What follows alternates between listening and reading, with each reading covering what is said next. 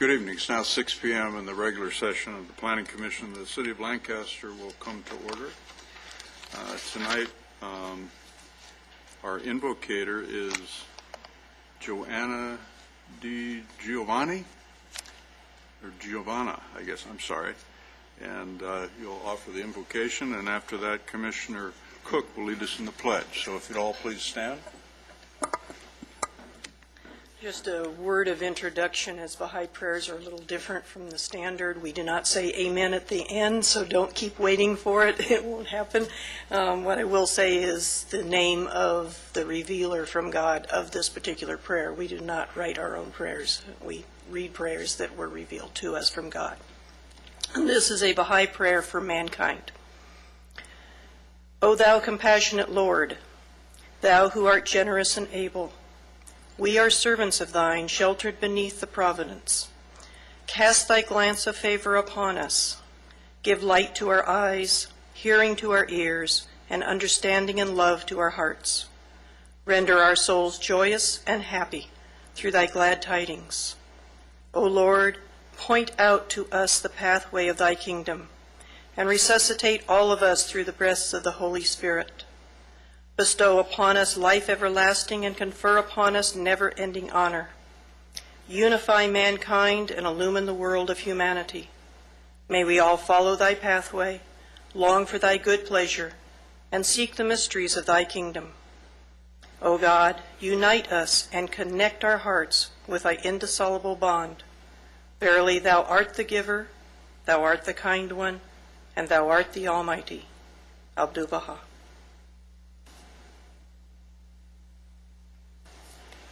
Thank you.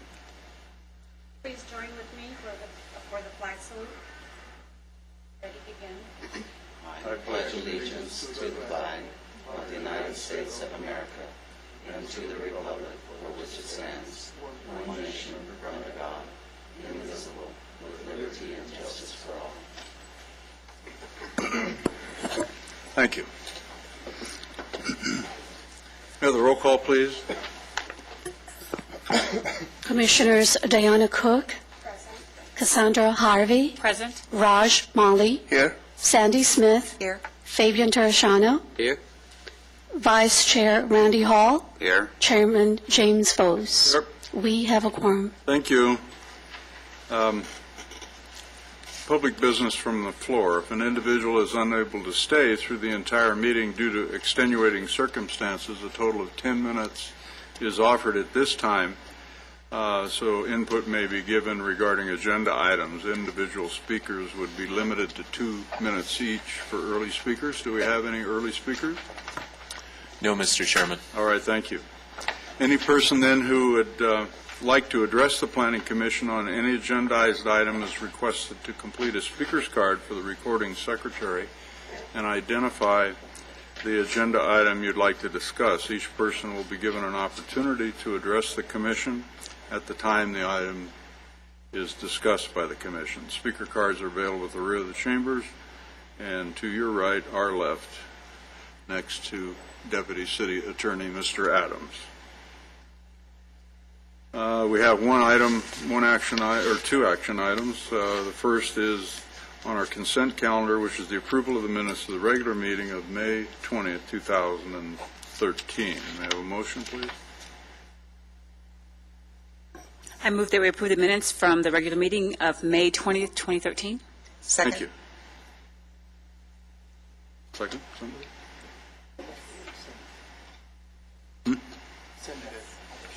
You did? I didn't hear you.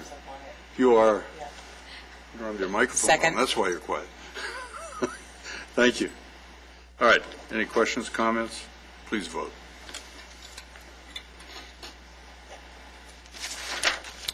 Motion passes 7-0. All right.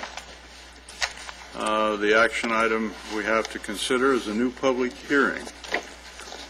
So, without objection, the hearing is open on conditional use permit number 1304.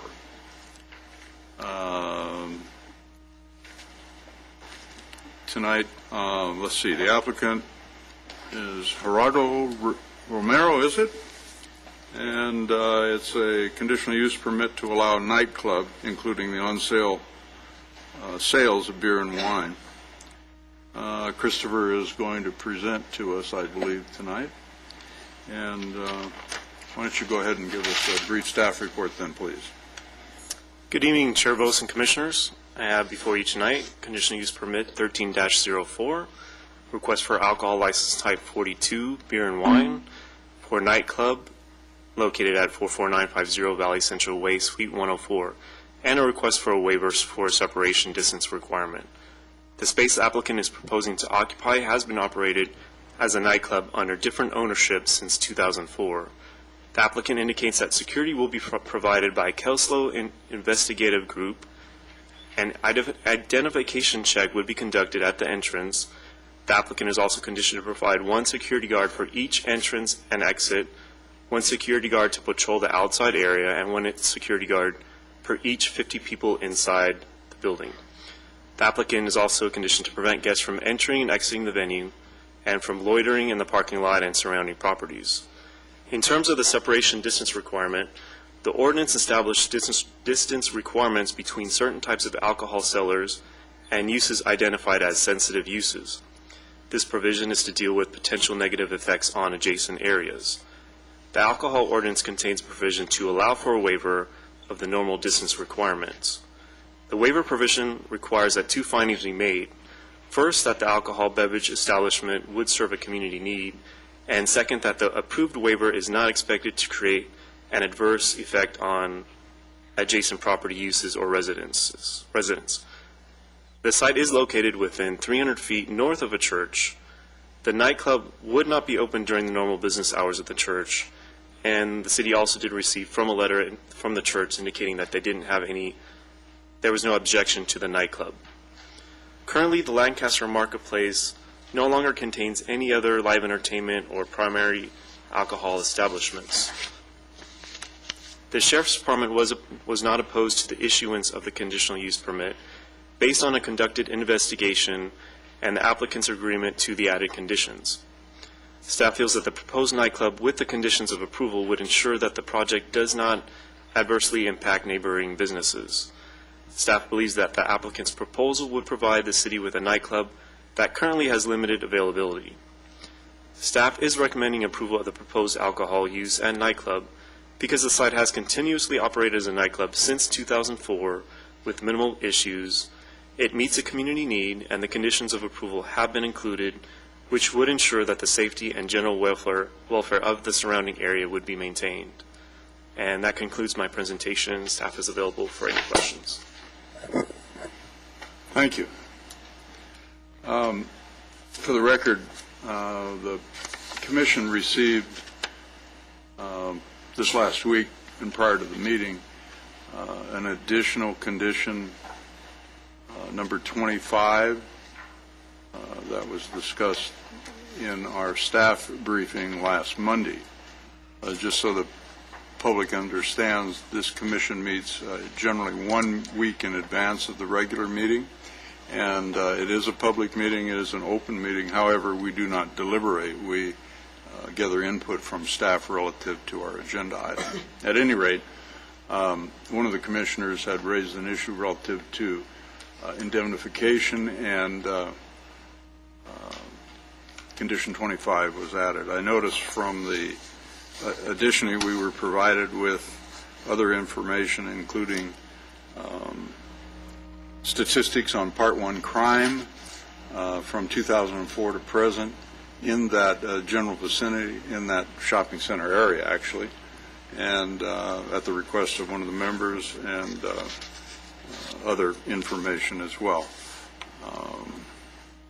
I did note from your staff report that we received an uncontested hearing letter from the applicant dated June 17th. However, we may end up asking the applicant if he's satisfied and agrees to condition 25, since that was subsequent to the letter, I believe. Would that be correct, Chris? That's correct. I believe you received the condition 25. Sorry. All right. So Any member have any questions before we hear from the applicant? Just one Go question ahead. for Chris was, the first thing that was serve a community need. I wonder what the specifics were on that. I'm a little unclear. I just kept hearing that it would serve a community need. In terms of the community need, I think we were looking at in terms of any other nightclubs available in the area, and most of them have closed since 2011 in that general vicinity. And when we look at the city as a whole, basically we just have a few. There's Beck's, but there's not any others, and that's when we were looking at any additional ones in the city. This would be an added one to, I think we have maybe one or two in the city currently. For evening entertainment, live Correct, music, live entertainment and beverages. Okay, thank you. However, the one you pointed out does not have a conditional use permit and wasn't required to seek one because of the location in downtown. Would that be correct? Right. The zoning before was regional commercial, which did not require a conditional use permit for live entertainment or for alcohol at that time. There were several businesses, Korea Kitchen and Bahama Mama, which did change their alcohol license type to add added live entertainment as well. But subsequently, I believe they closed all in 2011. And the other alcohol beverage related conditional use permits that have been before this commission have since ceased operation in that center. That's correct. And the waiver relative to the distance between this particular project, proposed project, and the church operation. The church located itself within that center without a conditional use permit. That'd be Right. correct? And I believe the church has been there since 2002. Right. When other nightclubs were actually operating in the center. Right. So And the church has been in continuous operation since then. correct. And it seems like even though they've been operating there all that time, they still had no objections to an additional nightclub coming into the same location. Okay. Because their hours of operation do not conflict with the nightclub, because the nightclub doesn't open until 9 p.m. Tell us about the noticing and posting requirements and the history on this particular application. The noticing that is required, the statutory requirement is that we notice the properties within 500 feet. The noticing is based on the property lines. So the center of the tenants, they were not notified with that request, with that requirement, but the applicant did go out and notify the neighbors by going up to the counter and giving the notice to them themselves or putting it in their mailbox. Okay. What kind of notice was it? It was what we require for the sign posting. So pretty much it said the date of the hearing and also the request of the approval. I know I'd raised some concerns, my own personal concerns relative to the, I don't take issue with the statutory requirement of the noticing within 300 feet. In this case, it was 500, I believe, of the property lines. However, sensitive uses, particularly in shopping centers or in mixed-use developments, whatever they may be, whether it be shopping centers or whatever, when there's tenants involved who have no knowledge of what potentially could be their co-tenant, I just think it's appropriate that notices be given, properly noticed, so that there's no mistake. The last thing I would want to hear is folks coming to us or the city council and indicating they weren't properly informed to express their opinion, whether it be for or against. I don't know how the commission's going to vote, but I'm just raising that as a concern. I know we've not changed ordinances in the past relative to certain development standards and various things, but we have established policies, and it may be worth some discussion on a future agenda on how we should deal with noticing, particularly for sensitive uses in mixed use, whether it's appropriate to suggest an amendment to the city ordinance or whether it's appropriate to establish a policy. I don't know. Maybe Mr. Adams Mr. Ludicky might want to get their heads together and come back to us at a future meeting and make some recommendations. Certainly. Thank you. At any rate, the applicant, I'm assuming we have a speaker on this. The applicant, I'm assuming, is a speaker? Yes, that's who is listed, Mr. Chairman. All right. And you're certainly welcome to give us your comments, and you can take as much time as you like. So, Mr. Romero, welcome and good evening. Good evening. Yeah, my name is Gerardo Romero, and I'd like to have an opportunity open business here in Lancaster. And there's much I can ask. So you're aware of the additional condition relative to liability that's been added to the conditions of approval? Yes. You agree to that? Yes. May I ask you, have you ever been in the nightclub business before? Been doing 12 years running this business, promoting live bands. I see. All right.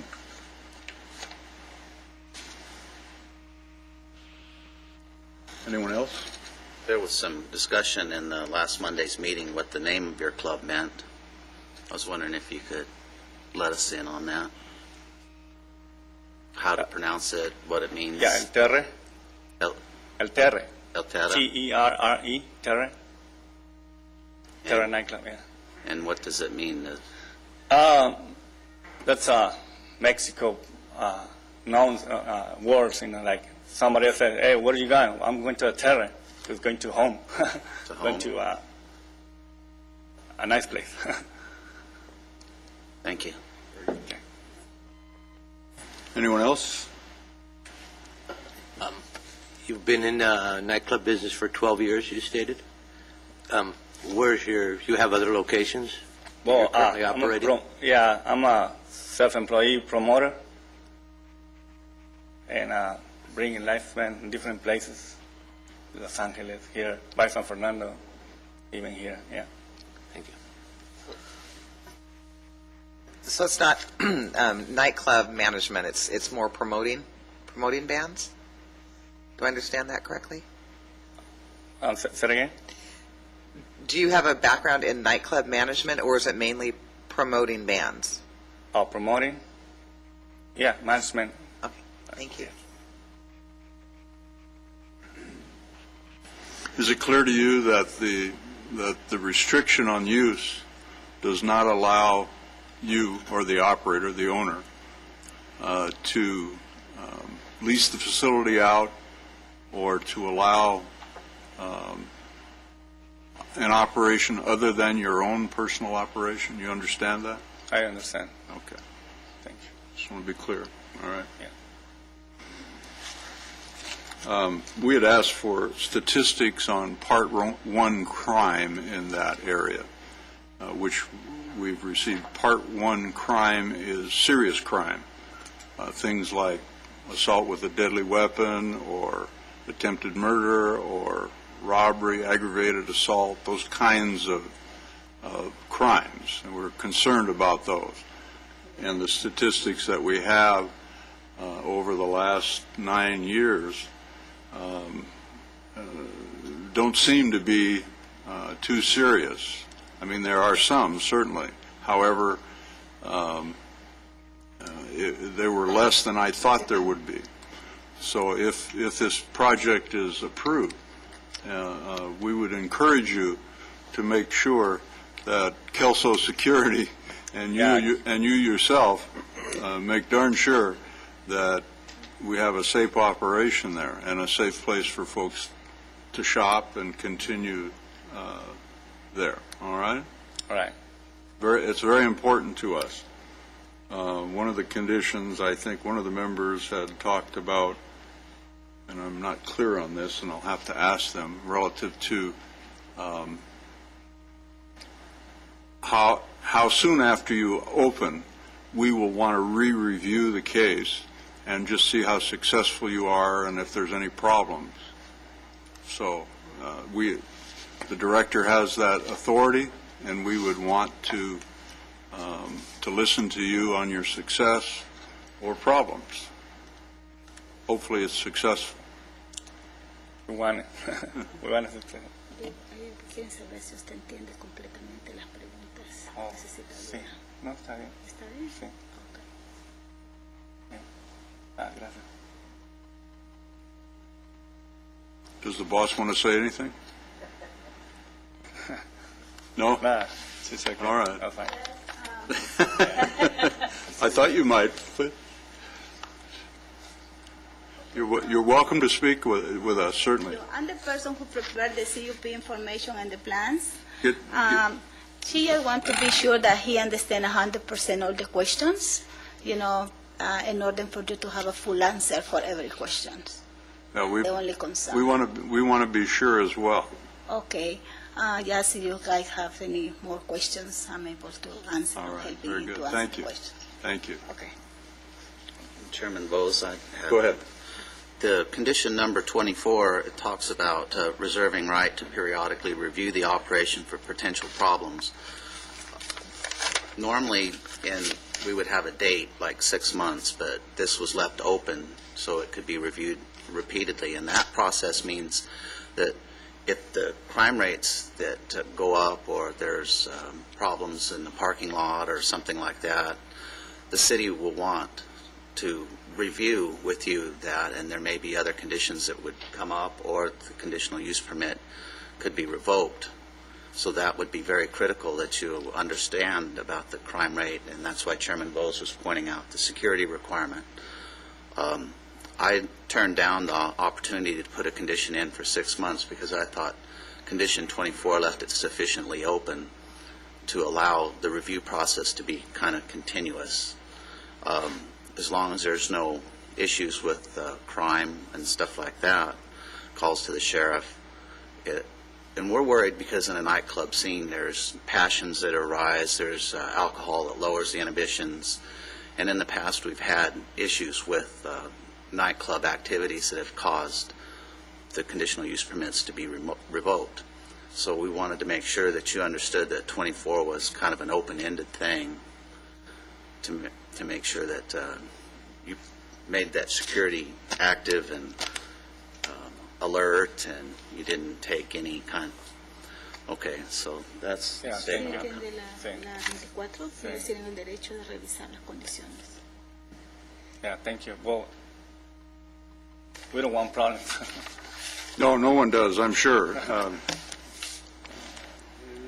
But a conditional use permit is conditional, and when serious violations occur, then action has to take place. We don't want to frighten you, but this is serious business, and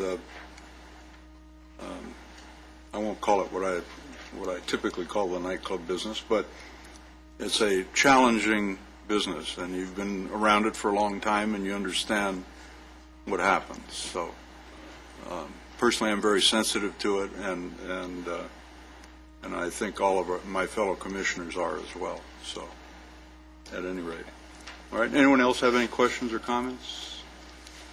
Would you like to add anything? Would like to say anything more to us? No, yes, I want to add that. Could you step to the microphone, please? Sorry. I just want to add that place has been closed. I went into the place and look around, and it's getting damaged. I don't know, maybe it was closed over 2 years. It's a good idea just reactivate the business.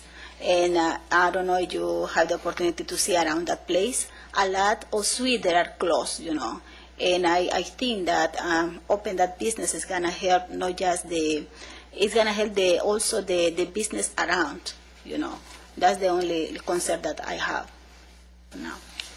All right, very good. Thank you. Any further questions or comments? All right, thank you for your comments. Anything staff would like to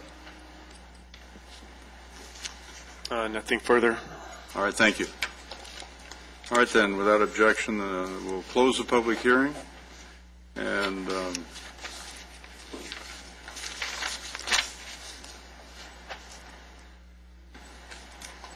consider a motion on this matter. Make a motion that we adopt resolution number 13-06, approving conditional use permit number 13-04. Thank you. A second? I'll second that. Thank you. Any further discussion, question, comment? Please vote.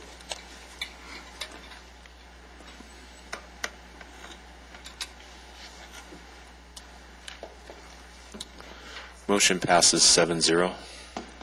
Thank you. And good luck with your new business. Thank you. The next item is director's announcements. Mr. Ludicky? Chairman Vos, members of the commission, the only thing that I wanted to kind of refresh your memory on is we had talked about perhaps beginning your special meeting in July at 5 o'clock due to a presentation from an applicant who has been requested to make that. And so when you consider your adjourning motion, if you wish to have that meeting at 5 o'clock on July the 8th, I believe it is, then we'll go ahead and set that time. Thanks. Right, I believe we had that. You shared that with us at our staff briefing. Were you able to queue up the presentation that the city manager gave the city council last week? Yes, we believe that we are able to do that. So we've been struggling a little bit with some audio-visual stuff, but we think that we have it for you to watch. So what this is a discussion and a report by the city manager and the deputy city manager, the city council, about dust impacts within the community as it might relate to the solar PV projects, right? That be right? All right. Well, give it a go.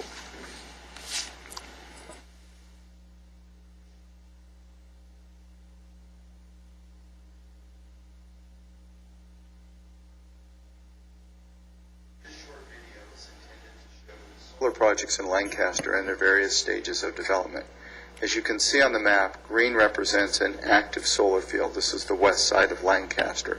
The blue represents those that are under construction. Yellow is projects that are approved but not yet under construction. And red is applications that we have received but not yet processed. This shows that same thing on the east side of Lancaster.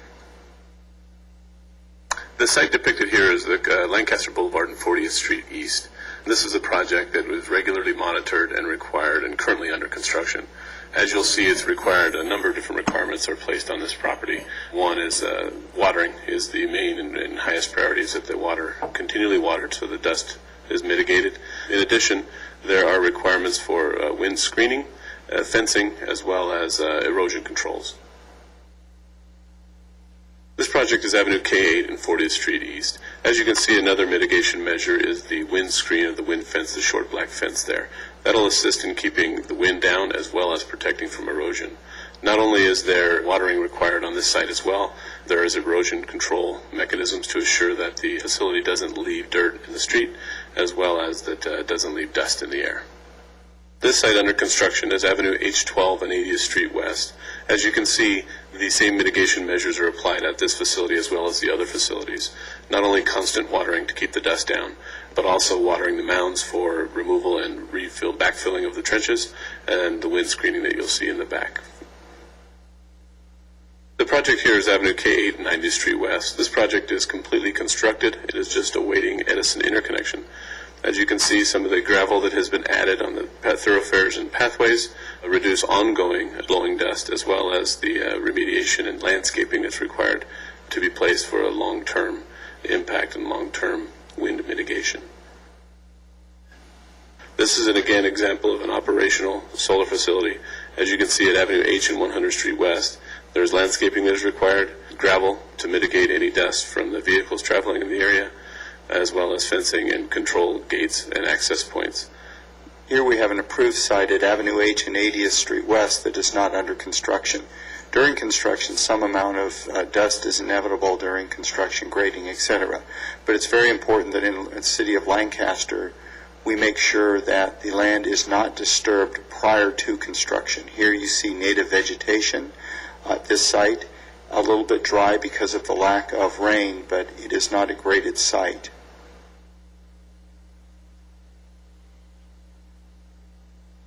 This site is at Avenue J4 and 80th Street West, and again you can see the native vegetation has not been disturbed and will not be disturbed until construction commences.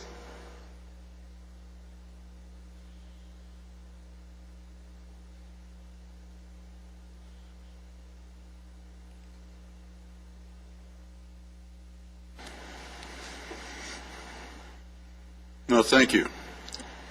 The only thing missing was the introductory comments,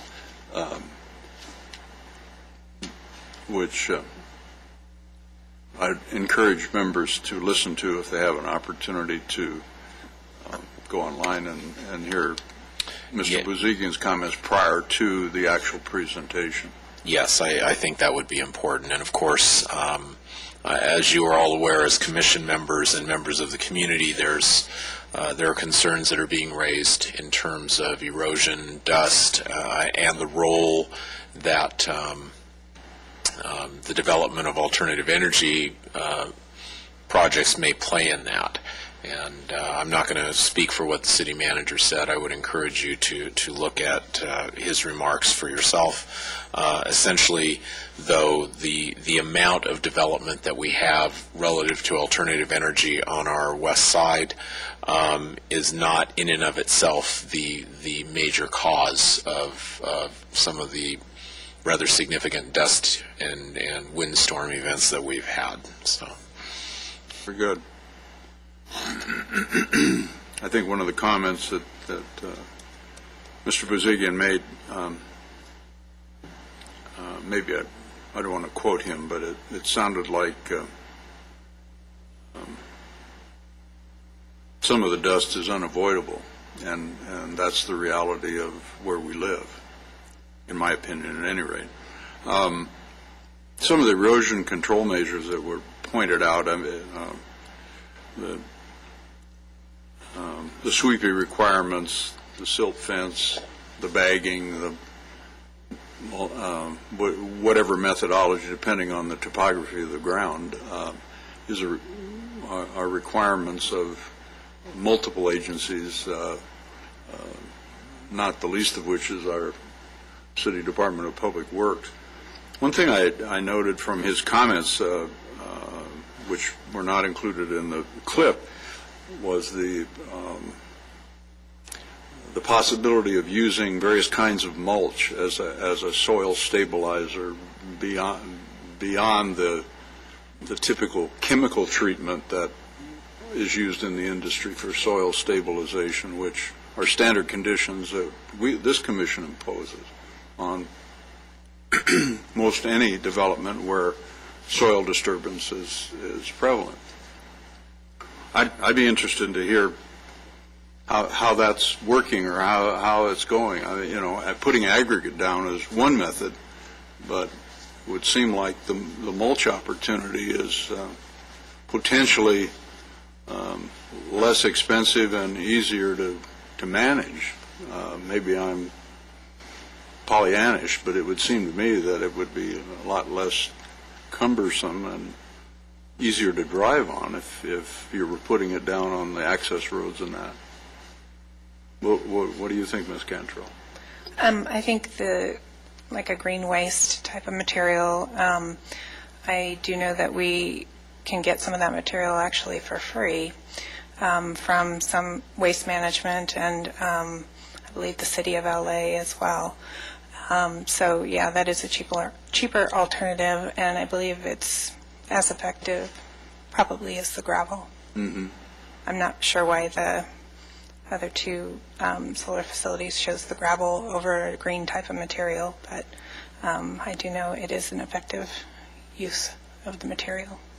Would you say that the projects that have been approved and actually under construction or completed, would you say they're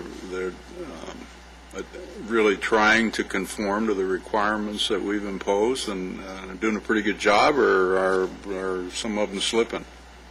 No, I believe the solar companies and fields that have gone in the city of Lancaster, they've been doing a really good job of keeping the dust control down, or dust down. And you folks actively monitor their activities, right? Yes, we do. So we haven't noticed a Go ahead. significant problem. Go right ahead. In a CUP process, we had type 1 crimes list. I'm curious if in our latest series of dust storms, if the city had calls for that type of problem, and if there was a log kept of them. Might be useful in debates later on if we... I don't know that we're actually keeping a log. I mean, when we do receive complaints, we typically keep them in our Comcate system in which we report to. But it's something we can look at. So the complaints would come in a variety of forms, email, phone calls, letters? Yes. And that's all going to be put in a file, or it has been, or? Well, they come into, I think, various departments. Our main complaint system is our Comcate system. I know we in Public Works try to keep them in that system. So that means that if you have it from multiple agencies, there might be a pile over here and a pile over there, and there's one place that they eventually trickle down to, or do you actively seek to put them in the center place? This would be a city system that we use. It's a complaint system called Comcate. So I know we in Public Works, I can't speak for the other departments on how they might, if they receive complaints, how they would enter them. Is it like a shared folder? So It's view it that's on staff, but yes. you address that? Yes. Is it possible you could give us the link to that in an email? I'll have to talk to IT, see what I can do. I'm not quite sure what you're asking. I could see if they had historical data from 5-10 years ago, because I've seen dust storms that pretty much look like the dust storms I saw a couple months ago. But if you're talking about comparison and kind of defending, would you not need kind of the history from 10 years ago as well, or 5 years ago, or other bad dust storms? And I doubt that those would be in existence. I agree with you, Commissioner Smith. I'm just thinking that it would be interesting to see what the emotions run on some of these issues. Oh, okay. Maybe not so much the historical data, but to see what we might be faced with in upcoming processes. Oh, I understand. Okay, thank you for clarifying that. I would imagine that, well,